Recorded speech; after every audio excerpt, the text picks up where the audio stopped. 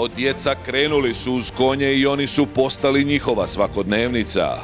Sa njima su orali i izvlačili šumu, te sanjali dan kad će svijetu pokazati svoje ate. Prošle godine uspješno su organizovali svoju prvu štraparijadu u Donjim Kolima i svijetu pokazali da se na braću Javorce može računati u svim budućim projektima. 19. maja u nedjelju ponovo su domaćini sa jednakim optimizmom i željama da u svom mjestu dovedu vodeće tabore, čiji su konji ponos brdovitog Balkana.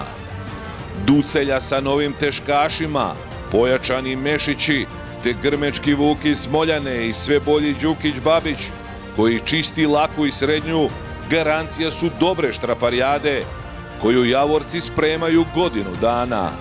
Podršku im je dao i prvi čovjek grada Banja Luke, neumorni gradonačelnik Stani Vuković i narodni poslanik Nebojša Drinić. Potpuni ugođaj daće i krajiške zvijezde Nedeljko i Dragiša sa Željkom Palačkovićem i zanosnom Maricom Divljak, a pratit će ih regionalno popularna Jovana Violina. 19. maj sve je bliži, a vi nam se pridružite na još jednoj nezaboravnoj štraparijadi u Donjim Kolima Bukvaleku sa pogledom na kanjon Vrbasa i lijepu Banja Luku. Računamo na vas!